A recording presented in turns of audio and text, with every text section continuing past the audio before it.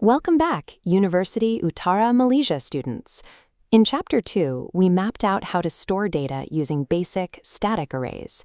Those structures work well when you know exactly how much data you have, but real-world problems rarely offer that kind of certainty.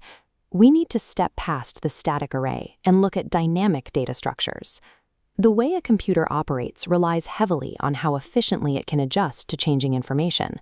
When an operating system schedules hundreds of background tasks, when cybersecurity software traces a reverse malware attack, or when a web browser manages your back navigation history, they rely on data structures that can expand and contract on demand. This animated diagram demonstrates the foundation of these dynamic systems. The list.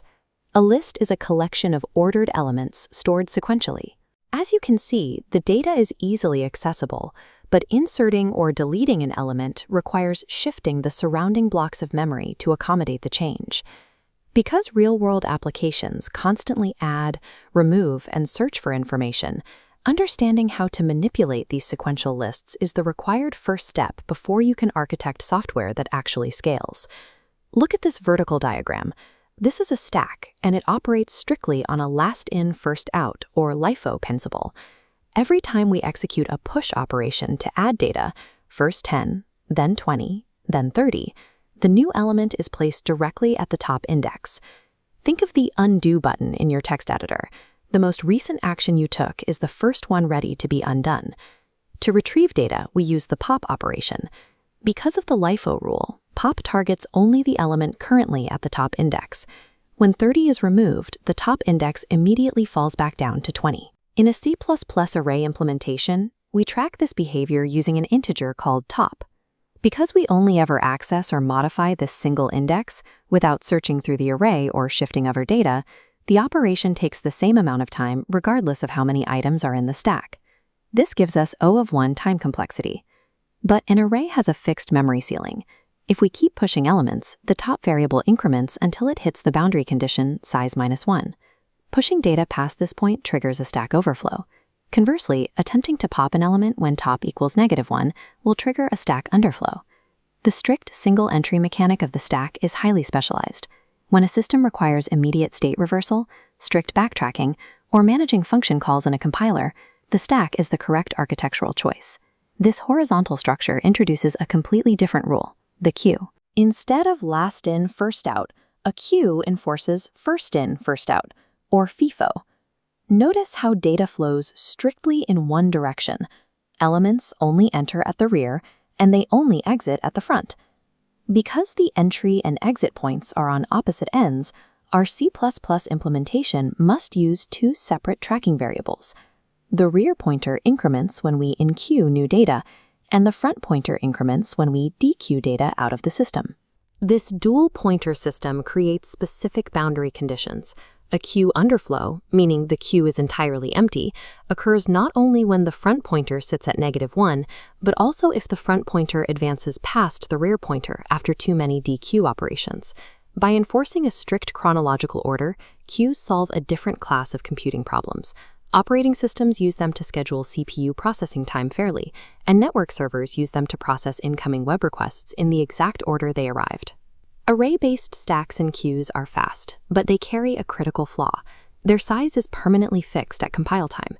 If you guess too small, your program overflows and crashes. If you guess too big, you waste precious contiguous memory. Look at this transition. To bypass fixed boundaries, we abandon the contiguous array block entirely. Instead, we allocate small, scattered pockets of memory called nodes. By connecting these isolated nodes with directional pointers, we form a linked list. Isolating a single node reveals a C++ struct. It contains two compartments. The first holds the data.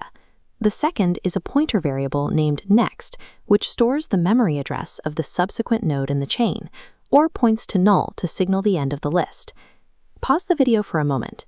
Based on the fact that a linked list ends exactly when a pointer hits null, how would you write a C++ while loop condition to traverse from the head node to the end? You trade sequential access speed to gain complete memory control. A linked list drops your search time to O of n, but allows your program to dynamically grow and shrink during runtime without ever shifting contiguous blocks of data. This comparison matrix maps out the mechanical trade-offs we've covered. Arrays offer instant O of 1 access, but suffer expensive O of n insertions. Linked lists reverse this, offering efficient insertions but slow O of n access times. Stacks and queues restrict access to their endpoints, yielding O1 performance for their primary operations. To succeed on exams, you must distinguish between these governing principles. Remember the physical analogs. A stack is a pile of plates, last in, first out. A queue is a waiting line at an ATM, first in, first out. As shown here, attempting to advance temp to temp.next without verifying if temp exists instructs the computer to read unallocated memory. This results in an immediate program crash. Review this checklist. You should now be able to explain why a stack is called LIFO, the differences between a stack and a queue, and precisely when a dynamic linked list should replace a fixed array in a production environment. These linear architectures establish the logic for reading, writing, and restricting data flow. Understanding these fundamental mechanics provides the necessary preparation to move into more complex systems like trees, graphs, and AI algorithms.